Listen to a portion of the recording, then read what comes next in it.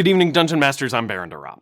It's easy to find dungeon design advice telling us to stock dungeons with monsters and treasure based on a dungeon's current and historical use cases. And that much should be obvious. But what design elements actually make a good dungeon layout, and how can we rapidly create dungeons which adhere to these design philosophies? There are many ways to go about designing a dungeon layout, but one of the quickest methods is to get started using a dice drop. Just grab a handful of dice out of the bag and drop them on a piece of graph paper and draw rooms around wherever they land. As a creative prompt, take inspiration from each die type to indicate how large the room should be. A d20 might be the location of a large atrium, while a d4 might be a tiny closet. Additionally, dice which are touching might be a prompt to draw a dogleg or T-junction room shape around the adjoining dice or inspire some other non-rectilinear shape. Next, we can use a procedure which connects these rooms together in a way that encourages player exploration. We will do this in two steps. First, by finding the shortest linear branching path between the rooms, and then secondly, by adding an assortment of loops for exploration interest. First, pick a room you believe should be the main dungeon entrance and determine which room it's closest to. Connect these rooms with a hallway and doors. Next, find the room in your layout which has the shortest distance to one of the two rooms you've already connected together on this main path, and connect it to whichever room it is closest to on that path.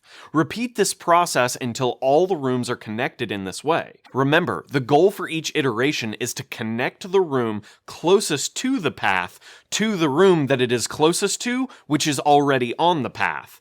This means that as you connect rooms, you might have branches or forks emerge, which is intentional. Once this iterative process is complete, you'll have created the shortest path between all rooms on the map.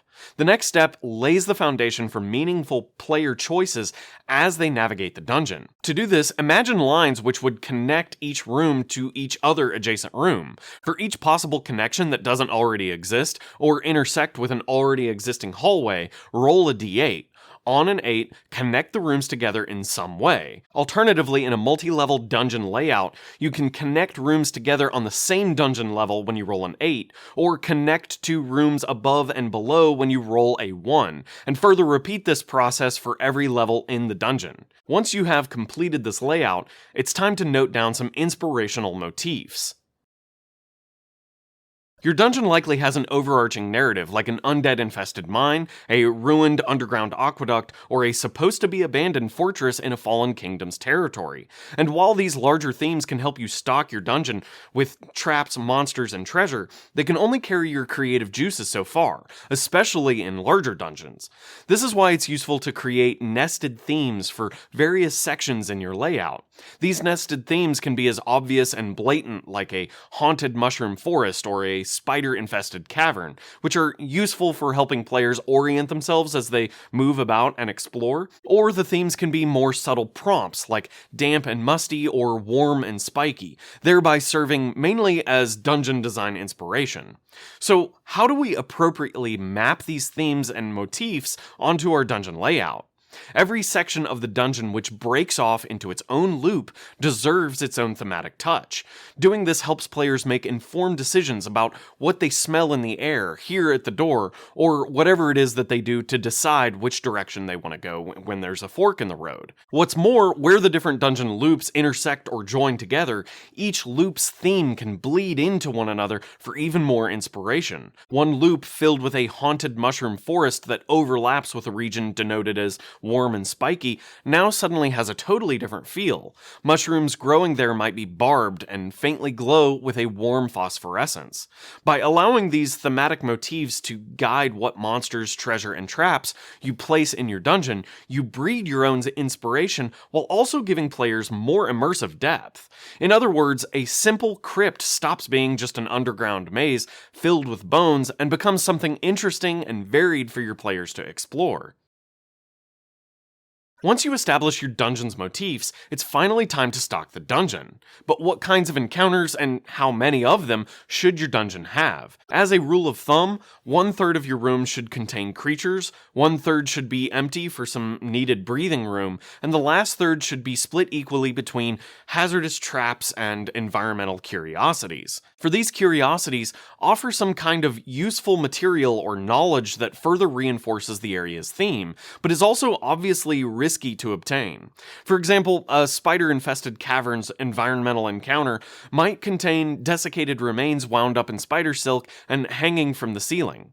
These sacks might contain useful information or gear, but the players have to risk cutting down the dangling corpses without attracting danger from elsewhere in the dungeon. In the Mushroom Forest, however, this environmental encounter might force the players to traverse a giant mushroom cap walkway suspended over a deep abyss. Observant players will notice stepping on the giant mushroom caps causes spores to fall from the mushroom's underside into the depths below. Players might risk the opportunity to harvest spores for other purposes later on, especially if one of the players is an alchemist, druid, or ranger. Lastly, treasure is also important to sprinkle throughout the dungeon. To encourage exploration, roughly 1/3 of the dungeon's rooms should offer small amounts of coinage, scrolls, potions, or other consumable magic items. Homebrewing a magic trinket that represents each sub-theme and sticking it somewhere in the dungeon is useful as well, especially when that magic item seems relatively useless or unhelpful at first glance. You'd be surprised how a silly, seemingly useless magic item might be just the tool your players need later on in the campaign. If you're looking for dungeon stocking inspiration or even thematic motifs, Describe has all the inspiration you need. Just toss a word or two into the search bar and see what queues up. Submitting the word mushroom for that mushroom forest in the dungeon returns over a dozen useful prompts, including environmental and monster descriptions. Stealing ideas like these fungi-kin, for example, which detail how the creatures use spores to communicate, is just one of the many ways you can use Describe. Get inspired and click the link in the description and use the coupon code BARON for 10% off when you sign up. Now back to the video. Once your dungeon is stocked, it's time to sprinkle little bits of evidence of the various motifs from around the dungeon into other locations. Distributing clues like this does two things. Firstly, it layers on a sense of cohesiveness in your dungeon, and secondly, it helps foreshadow what dangers or environments the players may find themselves in as they delve deeper into the dungeon itself. An out-of-place monster patrol, for example, like a group of goblins deep in lizardfolk territory, is a possible example.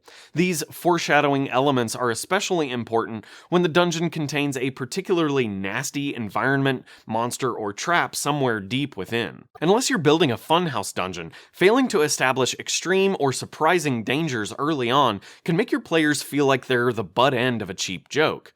Of course, this doesn't mean that you have to give away the danger entirely, but presenting something about the impending risks goes a long way in establishing narrative trust as your players explore. Lastly, don't forget to add a small wandering encounter table for when players start to make a bunch of noise or otherwise get careless. A creature representing each of these dungeon motifs on the table is a great way to reinforce the dungeon's complexity. In essence, use procedures to rapidly build out a looping layout and reinforce each loop with its own motif. These motifs help build out your inspirational toolkit and provide players depth as they explore.